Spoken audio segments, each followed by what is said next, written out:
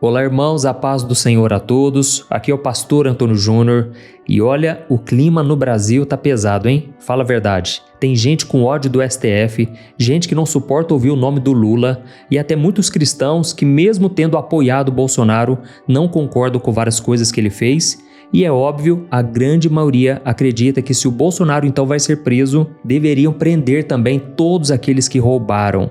Irmãos, enfim, o país virou um campo de guerra, é direita contra a esquerda, acusações de todos os lados e famílias divididas. Mas eu preciso te falar uma coisa aqui muito séria. Se você acha que essa condenação é só sobre política, então você está olhando só a superfície.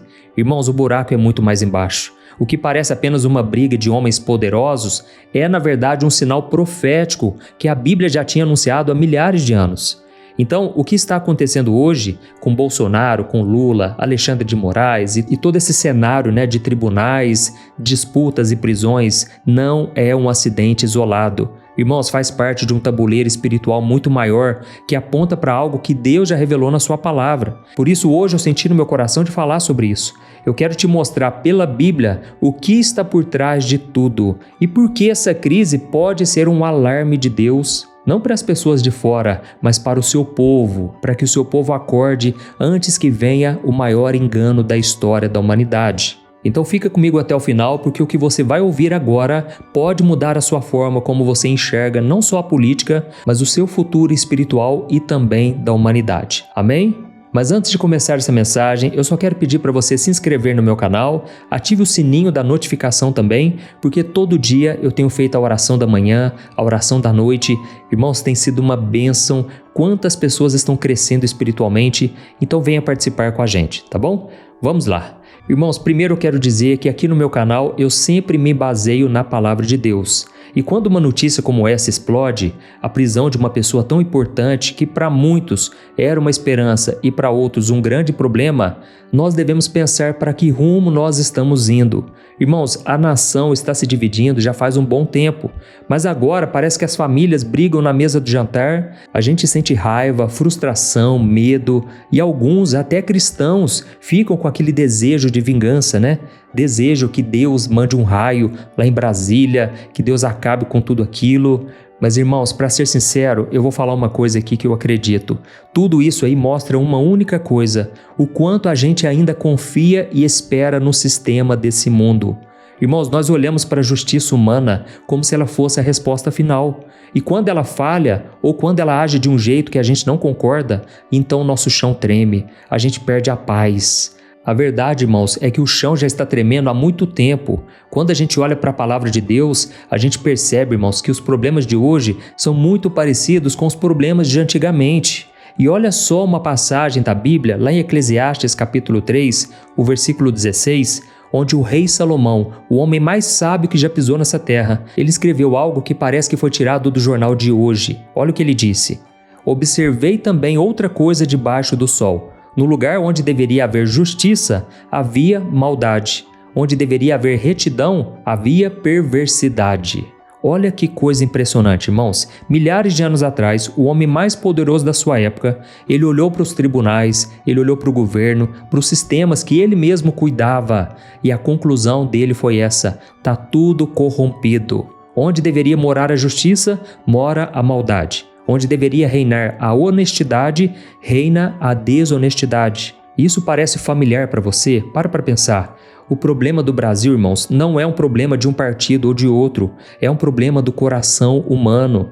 A injustiça que a gente vê lá em Brasília é só um reflexo da injustiça que existe dentro de cada ser humano que nasce nesse mundo. Inclusive, as pessoas até dizem, que os políticos que estão lá são um reflexo da sociedade. Irmãos, o ser humano é corrupto.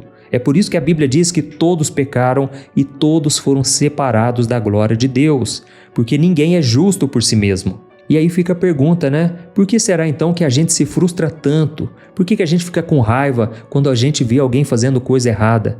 Irmãos, porque nós fomos criados por um Deus de justiça perfeita. Essa sede de justiça que você sente, essa raiva da impunidade, não é um defeito. É a imagem de Deus dentro de você gritando, dizendo assim: não foi para isso que eu te criei. Irmãos, a Bíblia deixa claro que nós fomos feitos para um mundo onde a justiça corre como um rio, mas nós estamos vivendo num deserto. Essa é a verdade. E é por isso que a nossa alma tem sede. O erro é a gente tentar matar essa sede em fontes humanas, em poços rachados, que não conseguem segurar essa água. Então o que acontece? A gente tenta beber da fonte de um político, de um juiz, de um sistema, e aí a gente sempre sai com mais sede ainda. Para pensar, o assunto número 1 no Brasil hoje é política. Com qualquer pessoa que você comenta, é a politicagem. Então, irmãos, pensa comigo numa coisa. Deus é soberano, concorda? Deus está no controle de tudo e Deus então permite essas crises, porque não tem como você dizer que Deus está no controle de tudo e que nesse caso Ele não põe a mão. Não é isso, irmãos. Deus permite até mesmo que aqueles heróis que a gente coloca no nosso coração, na nossa mente, aquelas pessoas que a gente acha, que são salvadores da pátria, Deus permite que até esses vasos de barro se quebrem. Por quê? Para que a gente pare de olhar para o barro e olhe para o oleiro. Irmãos, a palavra de Deus é muito clara sobre quem está no controle de verdade. Não é o voto nas urnas eletrônicas, não são os tribunais, não é o STF, não é o poder do povo. Eu vou te provar isso aqui na Bíblia, tá bom? Lá no livro de Daniel, o profeta Daniel estava diante do rei mais poderoso da terra, chamado Nabucodonosor. Um homem que podia matar, ele podia deixar viver com uma só palavra. E aí, irmãos, Daniel ele chega para esse homem e ele diz quem é que manda de verdade. Olha só o que está escrito em Daniel capítulo 2, o versículo 21. Diz assim, Ele muda as épocas e as estações, remove reis e estabelece reis, dá sabedoria aos sábios e conhecimento aos que têm discernimento. Irmãos, pensa no peso disso aqui. Ele remove reis e estabelece reis. Ou seja, Deus não é pego de surpresa. Nenhum governo sobe ou desce sem a permissão dele. Amém? Na história de Israel, por exemplo, Deus levantou reis bons como Davi. Deus permitiu reis terríveis como o rei Acabe. Ele usou impérios pagãos como a Babilônia e a Pérsia para cumprir os seus propósitos e para disciplinar o seu povo. Pois é, Deus está envolvido na política do mundo, irmãos, e Ele usa essa política como um tabuleiro para mover as suas peças. E o objetivo final dele, irmãos, por incrível que pareça, não é o nosso conforto aqui, mas é a redenção da igreja. Ele quer que o nome de Jesus seja glorificado. E agora, para você entender como esse cenário se move nos bastidores espirituais, eu quero que você preste muita atenção no que eu vou te falar aqui agora. A Bíblia mostra que existem níveis diferentes de demônios. Por exemplo, a Bíblia diz lá em Efésios capítulo 6 que existem principados e potestades que governam esse mundo mal. Ou seja, a nossa luta não é contra as pessoas, mas sim contra os principados e potestades. Eu vou te explicar de um jeito rápido para você entender. Os principados, eles são espíritos malignos que ficam no topo, como se eles fossem chefes do mal. Ou seja, eles não ficam preocupados só com uma pessoa, com uma família, mas eles agem sobre nações inteiras. Eles agem sobre os governos, sobre os sistemas. E é por isso que a gente vê tanta corrupção. Para pensar quanta coisa ruim está acontecendo no mundo, irmãos. Quanta injustiça, quanta maldade, tudo planejada, tudo organizada. E aí eu quero que você se lembre daquela passagem conhecida, lá de Daniel capítulo 10, quando o anjo disse que o príncipe da Pérsia o resistiu. Então, esse príncipe não era um homem, era um espírito maligno que dominava o império da Pérsia. E já as potestades são espíritos que recebem autoridade para agir em áreas menores e mais específicas. Eles entram, por exemplo, para oprimir uma pessoa, eles enganam, eles prendem as pessoas espiritualmente nas religiões. É como se eles fossem soldados do mal que executam a estratégia dos principados, entendeu? E é por isso, irmãos, que a corrupção não é fruto só de homens maus, mas existe toda uma influência espiritual por trás. Os principados influenciam as estruturas maiores e as potestades oprimem as pessoas para que elas continuem presas ao pecado e sem enxergar a verdade. Mas graças a Deus, irmãos, a boa notícia é que Jesus venceu tanto principados quanto potestades na cruz. Em Colossenses 2,15 está escrito que Jesus rasgou toda a dívida que esses demônios tinham contra nós. E por mais que eles ajam, eles podem agir no mundo, porque o mundo está no maligno. É isso que o próprio Jesus disse. Mas aquele que está em Cristo, ele não entra em crise. Por quê? Ele tem autoridade espiritual para resistir ao mal e vencer. Aleluia, glória a Deus. Você está entendendo a mensagem até agora? Então vem acompanhando comigo aqui, porque o que eu vou te mostrar daqui a pouco vai abrir os seus olhos de uma vez por todas. Vamos lá, irmãos. Quando a gente vê então um líder caindo, seja ele quem for, a nossa primeira reação não deveria ser de pânico e nem de comemoração, mas deveríamos ter uma postura de reverência. Deveríamos dobrar os joelhos e dizer assim, Senhor, Tu estás no trono, o Senhor está no controle de tudo. E o que o Senhor quer nos ensinar com tudo isso? Para onde o Senhor quer nos levar? Irmãos, é aqui que entra um alerta muito sério, porque eu sei que pouca gente está percebendo.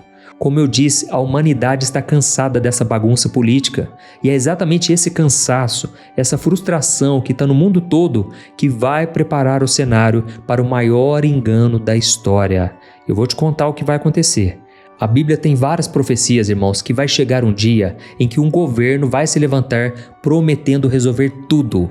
E quando eu falo tudo, são todas as áreas que envolvem a sociedade, as pessoas. Inclusive, existe um projeto para 2030. Eu gostaria muito que você ficasse atento a esse projeto, porque todas as nações fizeram um pacto, um acordo global para tentar resolver todas as questões da humanidade. Questão da fome, saneamento básico, questão das injustiças, questão das mudanças climáticas, e tudo isso aponta para um único líder que vai governar sobre o mundo todo. E não sou eu quem está falando, mas os principais homens de negócio, os bilionários, os homens que estão nos governos, eles estão sempre falando que é necessário ter uma nova ordem mundial.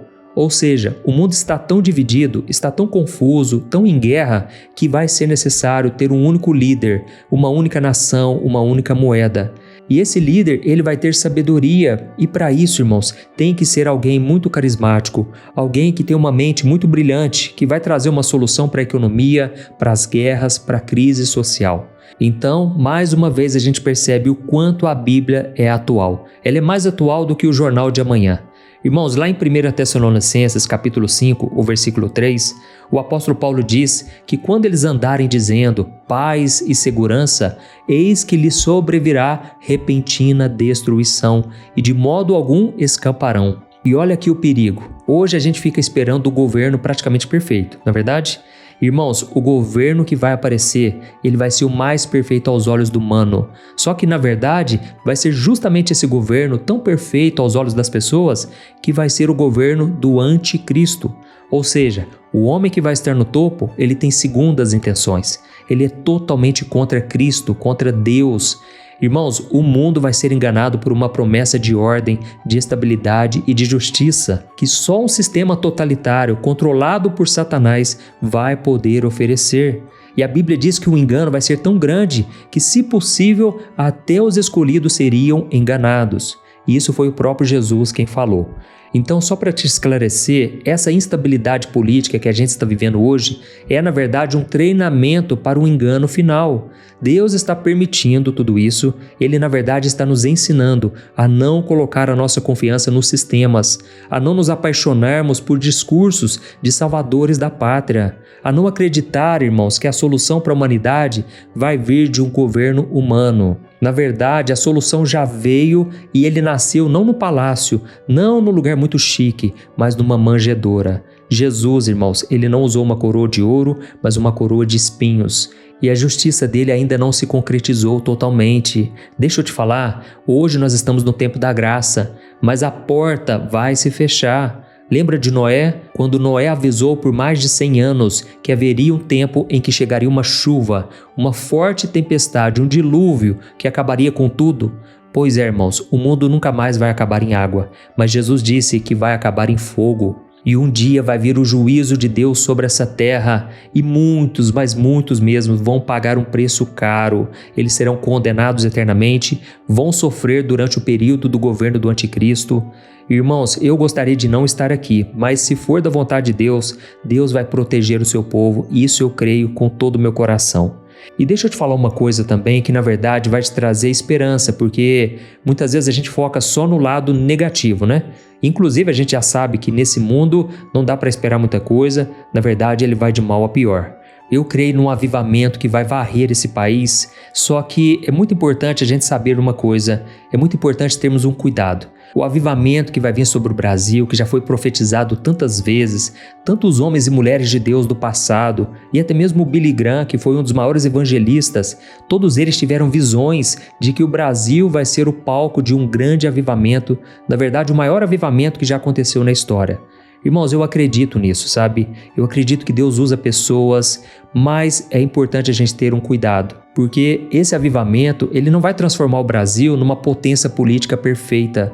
Irmãos, o avivamento bíblico de verdade acontece no coração das pessoas. Ele gera arrependimento, santidade e um desejo muito forte pela volta de Jesus. Então, um verdadeiro avivamento não nos faz amar mais o Brasil, ele nos faz amar mais o céu, a presença de Deus, amém? E a maior promessa de Deus para nós não é um governo justo aqui na terra, é a promessa de que um dia nós reinaremos com Cristo. E é sobre isso que o profeta Isaías falou lá no capítulo 42, o versículo 3 e o 4. Ele disse assim a respeito de Jesus: não esmagará a cana quebrada, nem apagará o pavio que está quase apagando. Com fidelidade ele fará justiça, não mostrará fraqueza, nem se deixará ferir, até que estabeleça a justiça na terra.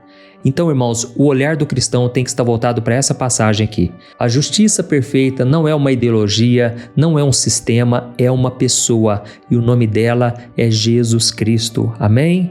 Glória a Deus! E talvez você esteja pensando aí, mas pastor, o que a gente faz então? A gente fica parado só esperando Jesus voltar? Não, irmãos, de jeito nenhum. A Bíblia nos dá uma direção muito clara. Então vamos lá. Primeiro, em vez de você amaldiçoar, você vai orar. Ore pelas pessoas. O apóstolo Paulo escreveu, por exemplo, a Timóteo, que era um jovem pastor que vivia debaixo da opressão do Império Romano, um governo que perseguia e matava cristãos. Sabe o que ele falou para ele?